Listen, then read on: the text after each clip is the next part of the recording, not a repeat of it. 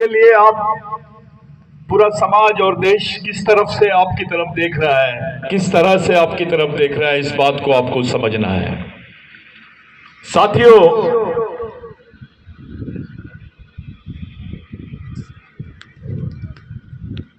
जिन महामानवों की हम संयुक्त रूप से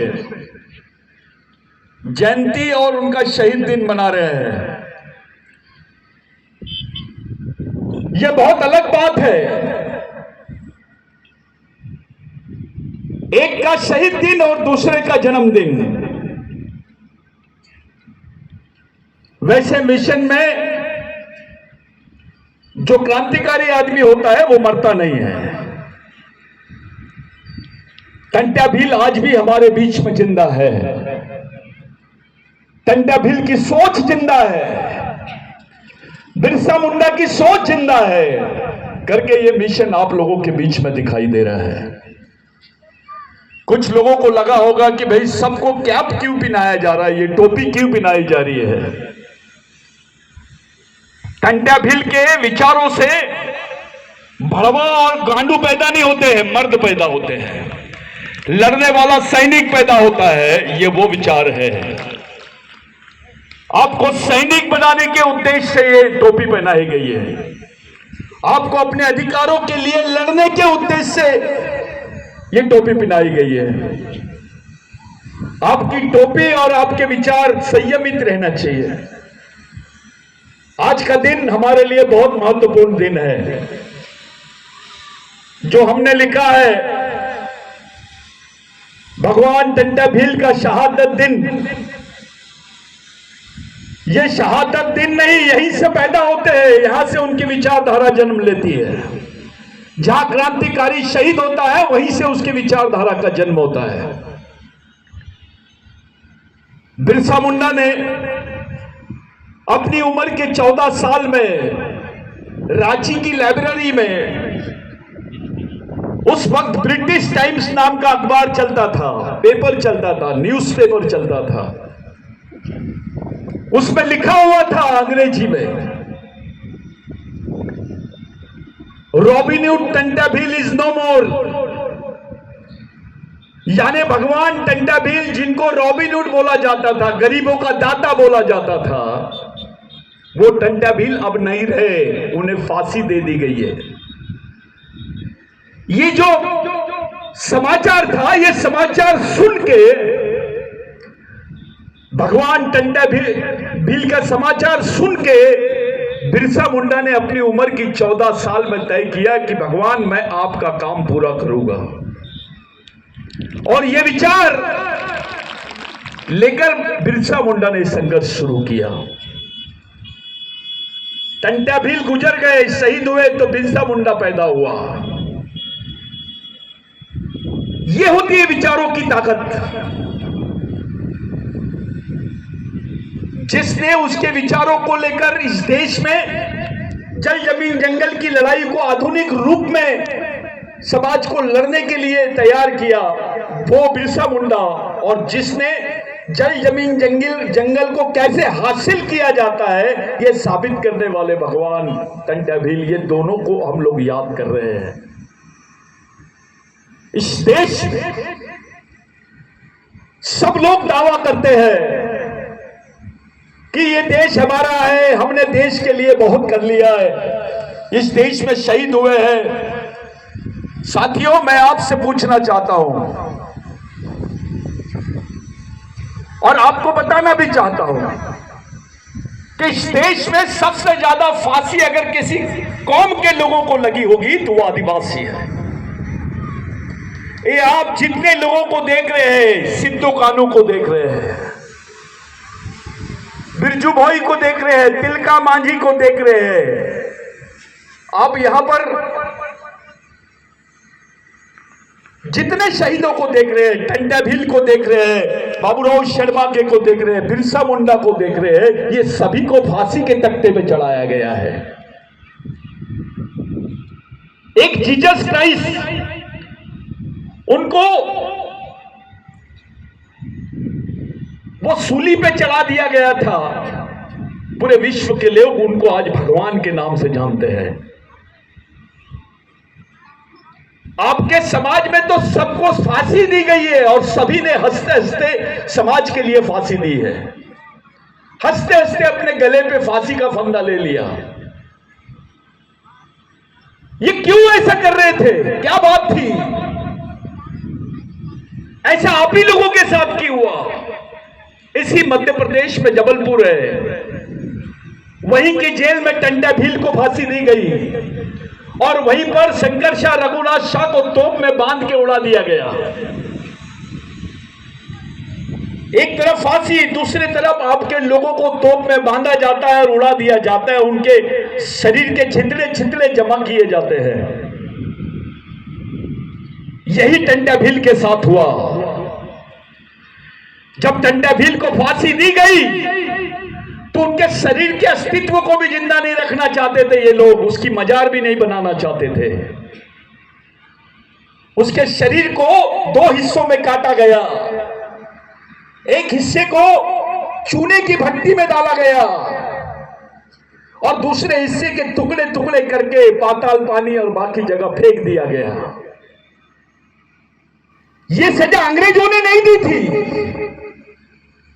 यह सजा यहां के लोगों ने दिए थे जो अंग्रेजों के साथ हाथ मिला के आदिवासियों के खिलाफ में लड़ रहे थे। ताली नहीं बजाएगा कोई, आप यहां ताली बजाने नहीं, सिर्फ सुनने आए हैं। यह सजा अंग्रेजों ने नहीं दी। अंग्रेजों ने तो बोला टंडा भील को माफ कर दिया जाए। टंडा भील को लिविंग गॉड बोले अंग्रेजों ने, टंडा भील को रॉबिन हुड बोले अंग्रेजों ने। जिनके खिलाफ हम लड़ रहे थे, दुश्मन भी तारीफ कर रहा था भगवान टंडा भील की। यह सच्चाई है। उस वक्त दो टाइप की लड़ाई आपके सामने होती है साधु। एक राजा होता है जो जमीन देता है, एक नेता होता है जो जमीन की बात करता है, आपको बताता है कि भैया ये आपकी जमीन है, आप इसके बारे में सोचिए। लेकिन टंडा भील ने आपसे छीनी हुई जमीन को वापस लाया और आपके बीच में बांटा। उस भगवान का नाम है टंडा भील। उस भगवान का नाम है बाबूराव शर्मा के, उस भगवान का नाम है बिरसा मुंडा, उस भगवान का नाम है राघोजी भांगरे, उस भगवान का नाम है तिलका मांझी। ये जो लोग हैं, जितने शहीद आपके सामने इर्द गिर्द दिख रहे हैं, ये तमाम लोगों ने अपने जीवन को समाज के खातिर त्याग कर दिया।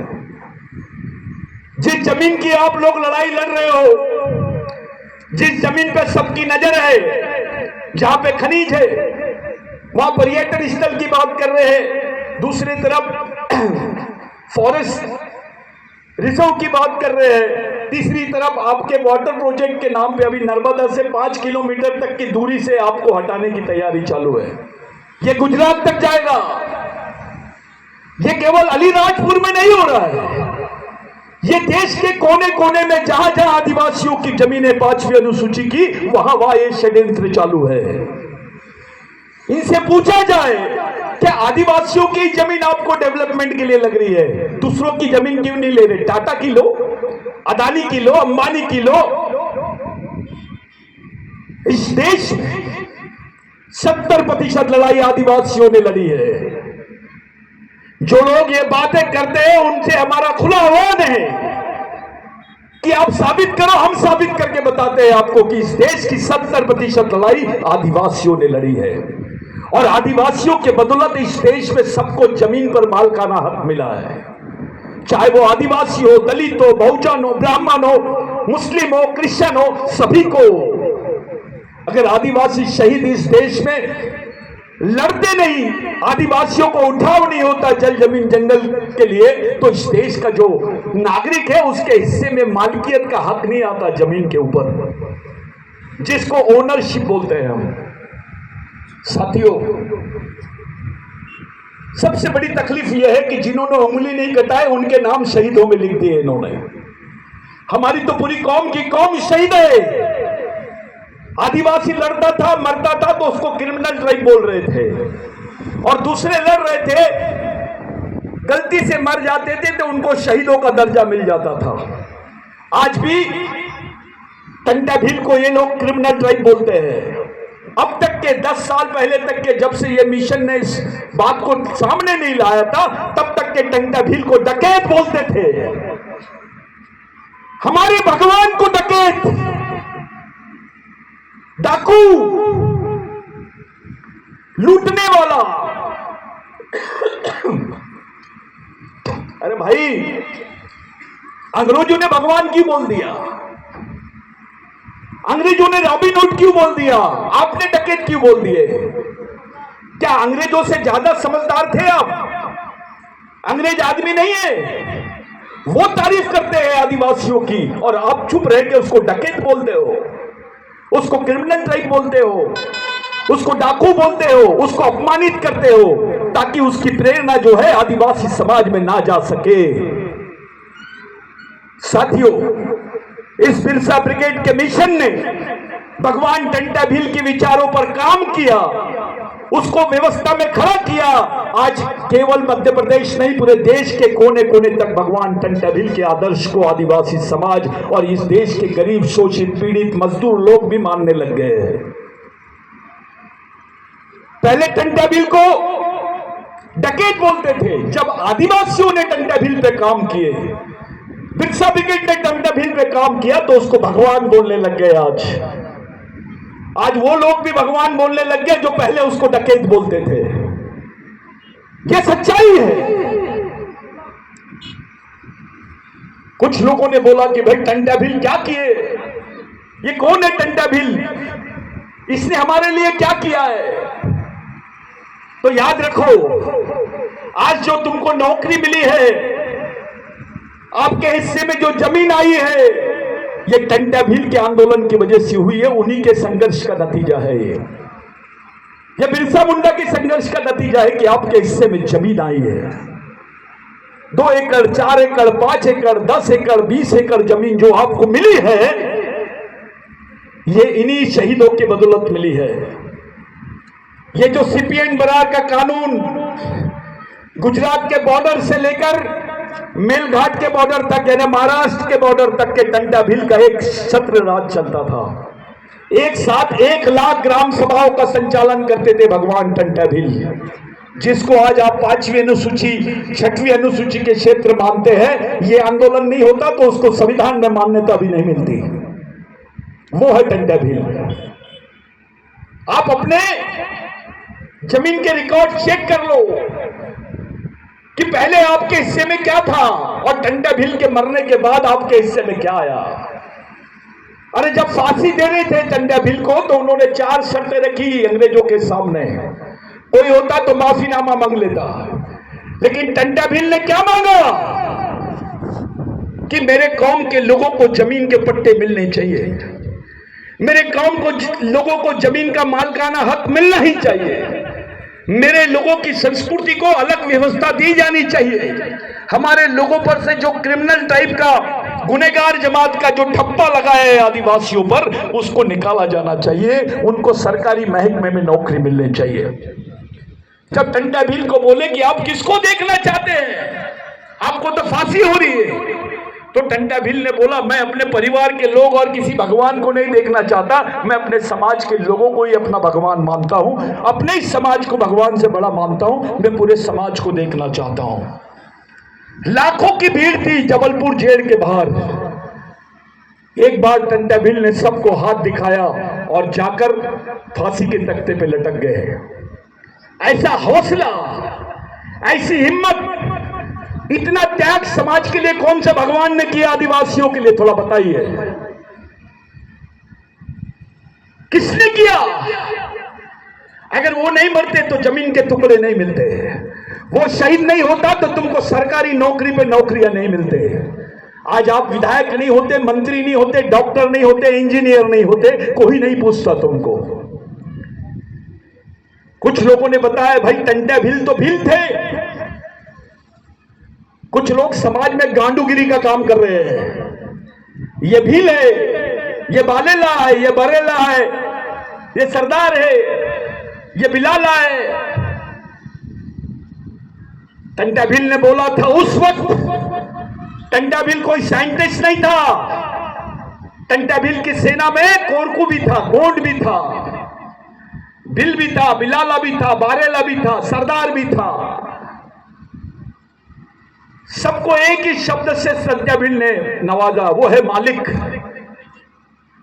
एक शब्द टंटाभिल का आपको इस देश का मालिक बना दिया। टंटाभिल के शहीद होने के 120 साल बाद में सुप्रीम कोर्ट ने बोला कि नहीं, आदिवासी देश का मूल मालिक है। और संयोग से वो भी जजमेंट जो हुआ वो नंदाबाई भील के लिए हुआ, जो नंदाबाई भील को महाराष्ट्र में नंगा घुमाया गया था, उसके साथ जो यातनाएं की गई थी, उनको जो क्रिमिनल ट्राइब बोला गया था, उसके ऊपर सुप्रीम कोर्ट ने बोला कि नहीं, आदिवासी देश के मूल मालिक है। आपके बीच आजकल ये ट्रेंड शुरू हो गया, कोई बिलाला का संगठन बनाता है, जो बारेला का बनाता है, कोई गोंड का बनाता है, कोई भील का बनाता है। टंटाभिल ने बोला था आदिवासियों की संस्कृति एक है,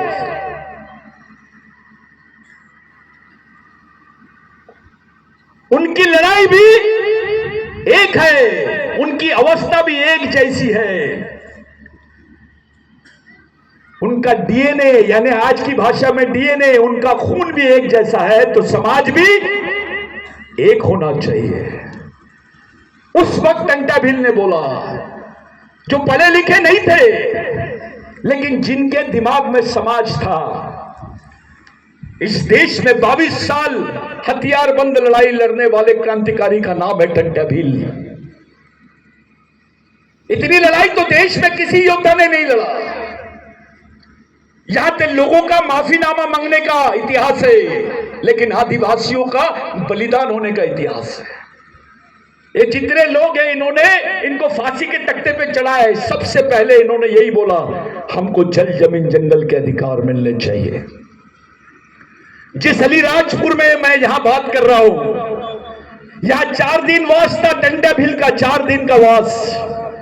इस अलीराजपुर में भी एक जगह है जहां पे गुफा है, वहां दरबार है, नवजली बाबा का एक दरबार है, वहां के बीच में गुफा में भी टंटाभिल का निवास था, वहीं पे वो रहते थे। इस अलीराजपुर में ये जो जमीन है साथियों, जिसके लिए आप लोग लड़ना चाहते हैं, ये जमीन को आपके हिस्से में डाला किसने? टंटाभिल ने। ये जमीन हेरिटेज जमीन है। एक आध किला होता है, उसको हेरिटेज डिक्लेयर कर देती है गवर्नमेंट। हम बोल रहे हैं ये आदिवासियों की हेरिटेज जमीन है, इसको छू भी नहीं सकते आप। लेकिन खुलेआम आदिवासियों की अधिकारों की धज्जियां उड़ा रहे हैं, और हमारे नेता बैल जैसे बैठे हैं वहां पर, सिर्फ चुप है, डर रहे हैं ये बात करने से। कुछ दिन पहले मैंने एक खबर सुना था पेपर में, उसमें लिखा हुआ था कि मध्य प्रदेश से 20,000 आदिवासी, 25 या 40-50,000, मैं कुछ पढ़ा था इसी, 50,000 आदिवासी लड़कियां और महिलाएं गायब है। किसी एक उच्च वर्णीय भाती हमारी बहन का अगर कुछ हो जाता है, देश में हंगामा हो जाता है। 50,000 आदिवासी लड़कियां गायब है मध्य प्रदेश से। अपने लोग क्यों नहीं बोल रहे हैं?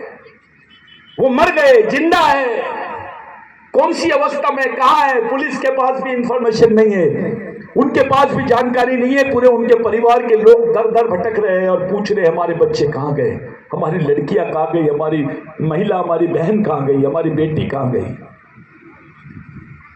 इस पर कोई चर्चा नहीं करता, इस पर कोई बात भी नहीं करता। कैसा समाज है ये? और खुलेआम आदिवासी जमीनों को टारगेट कर रहे हैं ये। जितनी योजनाएं ला रहे हैं, पर्यटन की योजना रहे, चाहे आपके वन प्रकल्प जिसको आप लोग बड़े बड़े अभ्यारण्य बोलते हैं, उसकी भी योजना रहे, वो आदिवासी की जमीन से जाती है। पानी की योजना आदिवासी की जमीन से जाती है। यानी शुरू से लेकर आखिरी तक, देश आजाद होने के पहले इस देश की 68% जमीन का मालिक था आदिवासी। अब देश की आजादी के बाद का जो हाल है, आज 18% जमीन का मालिक बचा है, वो 50% जमीन उसकी गायब कर दी गई है। अरे आदमी मर गया होगा, उसका धर्मांतर हो गया होगा, वो मर गया, धर्मांतर हो गया, यहां से दूसरे प्रदेश में चले गया होगा, ये समझ में आता है। जमीन कहां जाएगी? जमीन के तो पैर नहीं होते ना। आदिवासियों की जमीन कहां गायब हो गई है? साथियों, जो शहर में रहने वाले पढ़े लिखे कर्मचारी लोग हैं, अधिकारी लोग हैं, वो हमारे समाज की जल जमीन जंगल के प्रश्नों से मुंह छुड़ाते हैं। वो केवल आरक्षण के प्रश्नों पे बात करते हैं।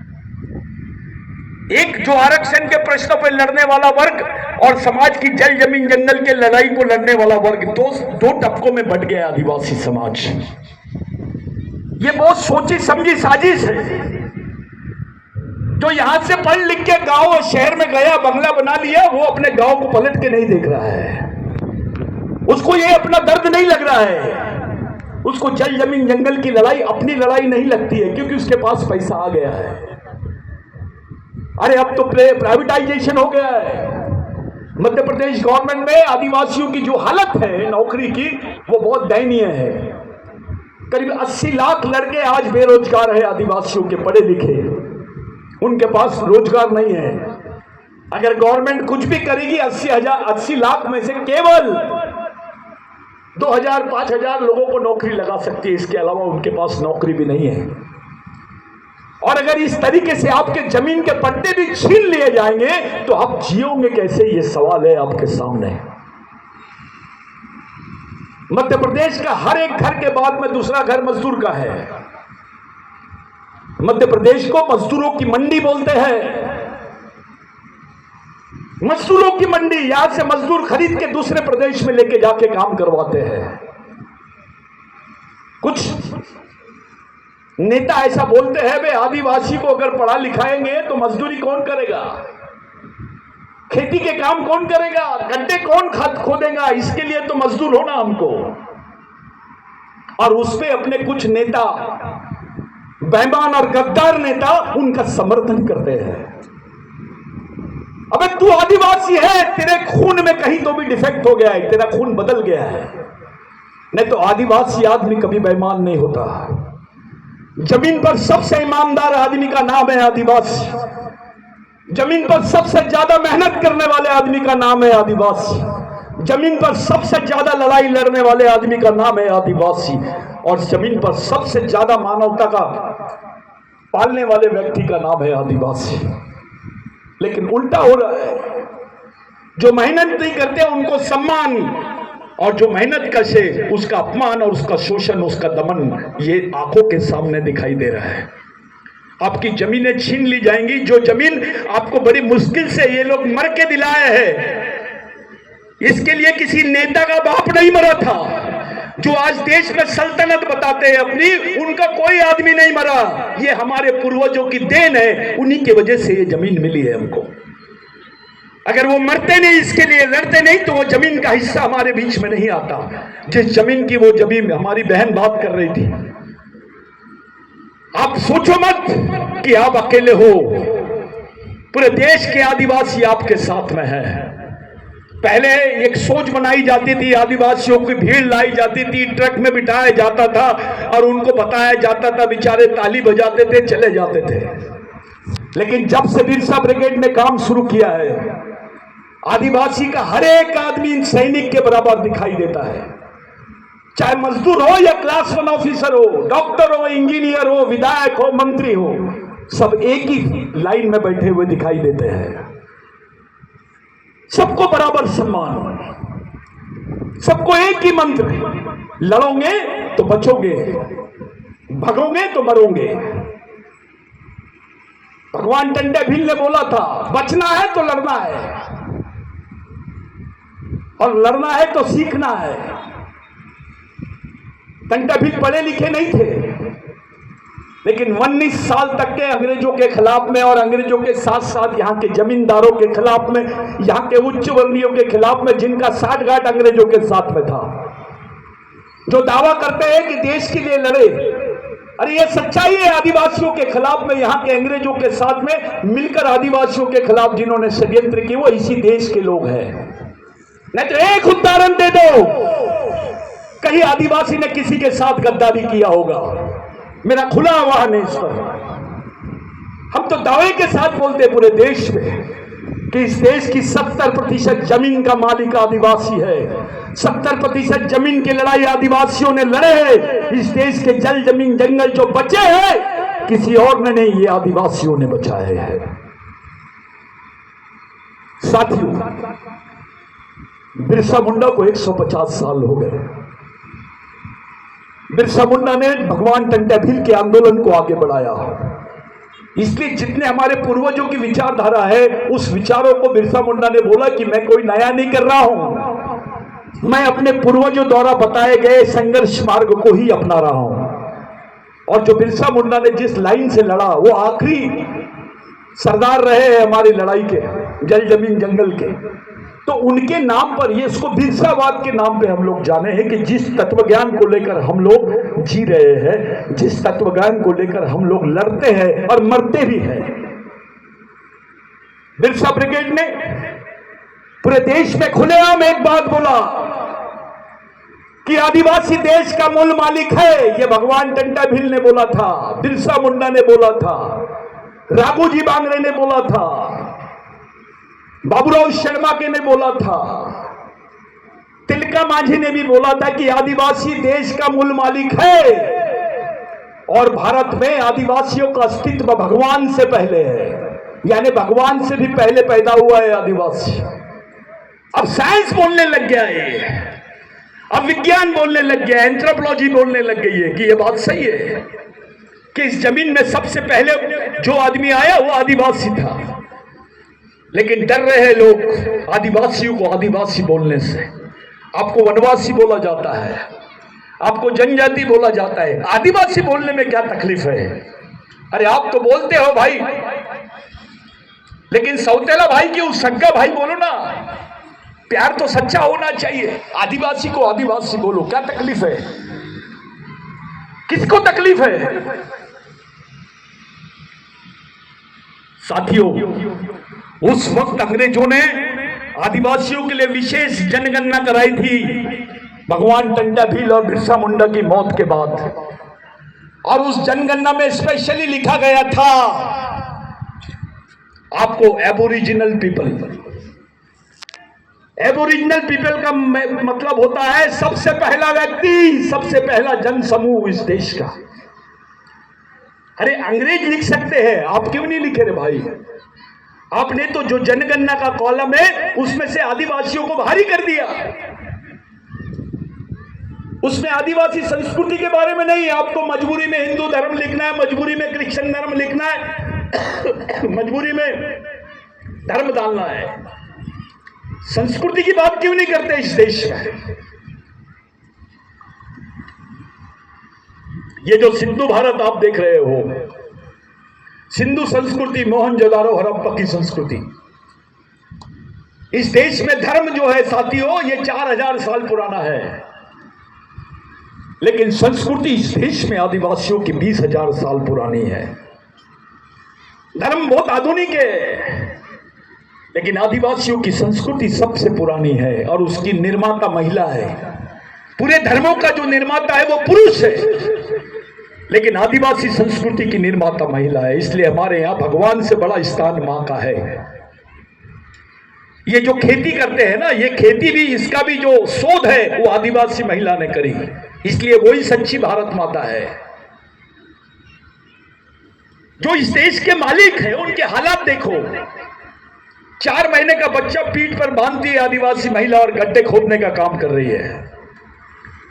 जिस बच्चे को संरक्षण होना चाहिए था वो बच्चा बेचारा धूप में मां के साथ तप रहा है। उसकी मां पसीना बहा रही है। और हमारे समाज के लोग पंडित महाराज के पैर पड़ेंगे लेकिन उसका सम्मान नहीं करेंगे जो मजदूरी करता है। ये पढ़े लिखे लोग, हमारे समाज की जो जनरेशन है, ये समाज की जनरेशन यानी पढ़े लिखे लोगों ने ही समाज के साथ धोखा कर दिया है। कोई भी समाज उस समाज के पढ़े लिखे लोगों के पीछे चलता है।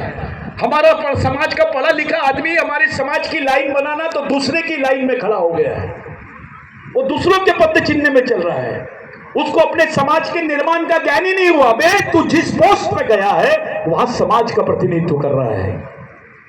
तुम ऑफिसर नहीं बनते, विधायक नहीं बनते, मंत्री नहीं बनते, डॉक्टर नहीं बनते, इंजीनियर नहीं बनते अगर तुम आदिवासी नहीं होते। तुमको कौन पूछता?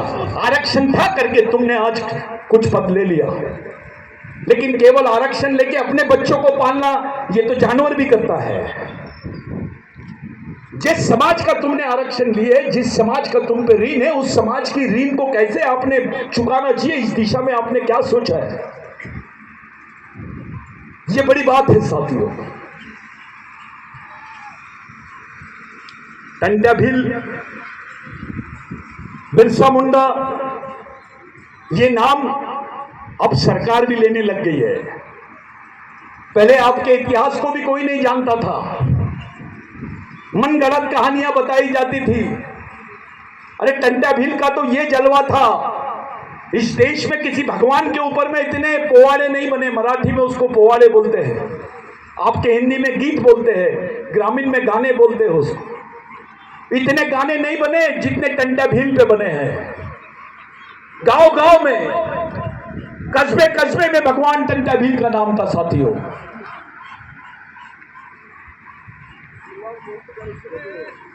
हाँ ठीक है, आइए बैठिए।